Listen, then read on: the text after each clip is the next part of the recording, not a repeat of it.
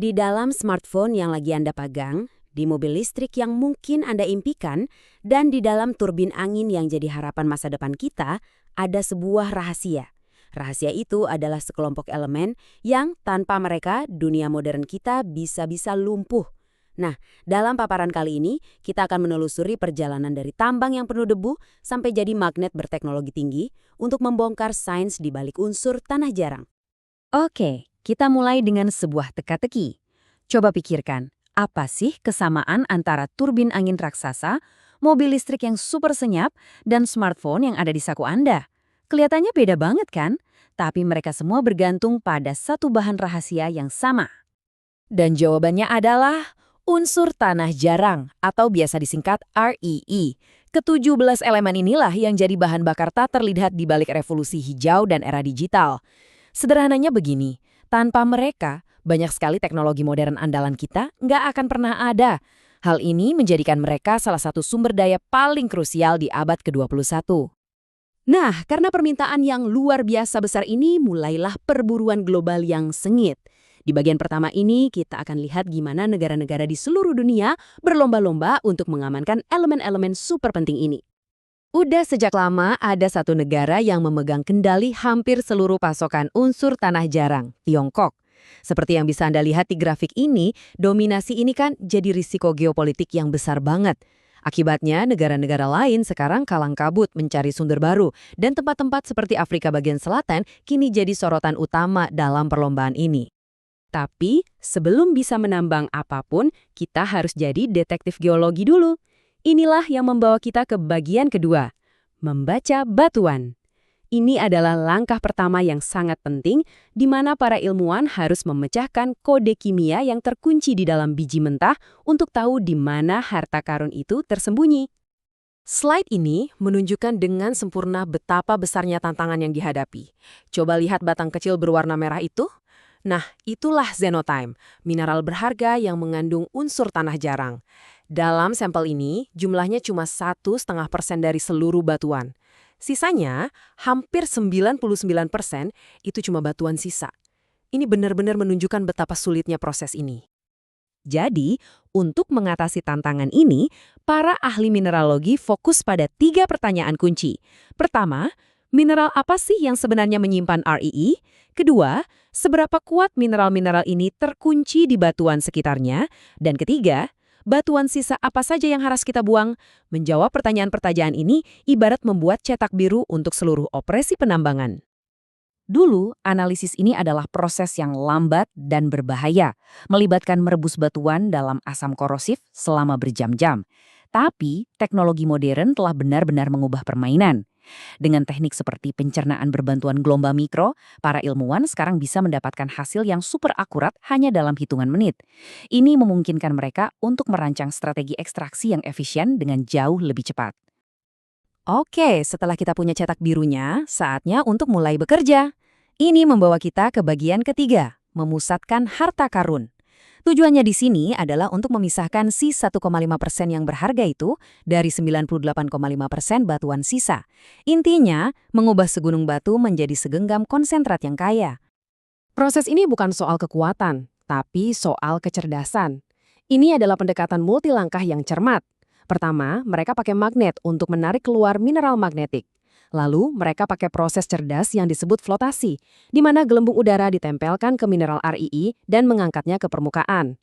Terakhir, pencucian kimia sederhana melarutkan kotoran lain seperti karbonat dan oksida besi. Setiap langkahnya dengan teliti mengupas lapisan batuan sisa. Dan di slide ini kita bisa lihat hasilnya dengan jelas banget. Perhatikan deh bagaimana batang merah kecil, si xenotime kita, persentasenya jadi semakin besar di setiap tahap.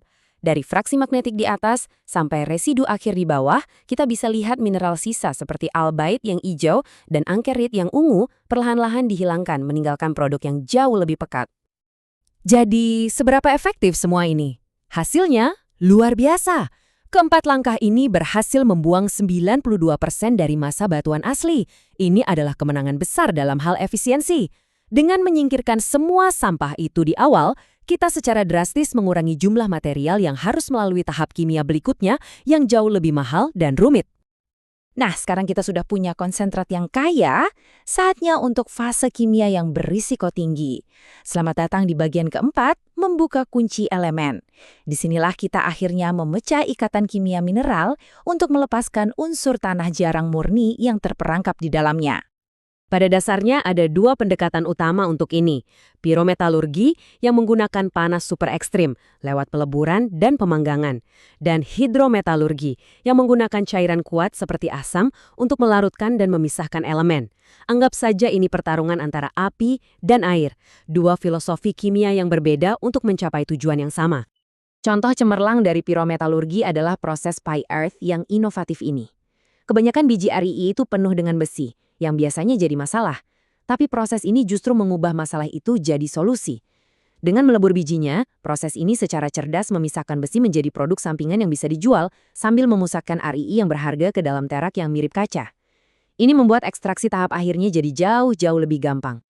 Nah, di sisi air, andalannya adalah ekstraksi pelarut atau solvent extraction. Bayangkan ini seperti tarian kimia yang sangat presisi. Cairan organik khusus dicampur dengan larutan RII, dan cairan ini dirancang untuk secara selektif mengambil hanya satu jenis RII pada satu waktu. Dengan mengulangi proses ini di beberapa sirkuit, para insinyur bisa memisahkan setiap elemen sampai tingkat kemurnian luar biasa yang dibutuhkan untuk barang-barang elektronik canggih. Kita sudah melakukan perjalanan dari batuan mentah ke elemen murni. Sekarang, saatnya untuk langkah terakhir yang ajaib. Ini adalah bagian kelima dan terakhir, menempa magnet modern. Disinilah sains bertemu dengan rekayasa presisi untuk menciptakan komponen yang menggerakkan teknologi masa depan kita. Sebenarnya ada 3 jenis utama magnet tanah jarang, tapi ada satu yang benar-benar jadi bintangnya, magnet neodymium besi boron atau NdFb. Inilah superstar sejatinya. Mereka ini sangat-sangat kuat, sampai-sampai jadi komponen yang tak tergantikan. Merekalah jantung dari motor performa tinggi yang menggerakkan mobil listrik, dan generator raksasa yang mengubah angin menjadi listrik. Intinya begini, membuat magnet ini bukan cuma soal mencampur bahan-bahan, ini adalah seni penyeimbangan metalurgi yang sangat presisi. Paduannya harus dibuat sempurna di tingkat atom, dan yang paling penting harus terlindung sepenuhnya dari oksigen. Satu hembusan udara di waktu yang salah bisa merusak sifat magnetisnya yang super kuat secara permanen. Dan kutipan ini membawa kita kembali ke gambaran besarnya. Justru karena membuat magnet ini sangat sulit dan teknologinya dijaga ketat, ini menciptakan sebuah peluang strategis. Negara-negara seperti Afrika Selatan tidak harus berhenti hanya dengan menjual biji mentah. Dengan menguasai proses ini, mereka bisa mulai memproduksi komponen berteknologi tinggi ini sendiri. Dan dengan begitu, mendapatkan lebih banyak keuntungan dan pengaruh dalam ekonomi global. Kita sudah melihat seluruh perjalanannya. Dari batu biasa sampai jadi keajaiban teknologi. Jelas sekali bahwa unsur tanah jarang adalah fondasi dari masa depan yang berkelanjutan. Tapi penguasaan proses yang kompleks ini, dari membaca batuan hingga menempa magnet, itulah yang akan menentukan negara mana yang tidak hanya ikut serta dalam revolusi hijau, tapi juga yang akan memimpinnya. Pertanyaannya sekarang, siapa yang akan memegang kunci itu?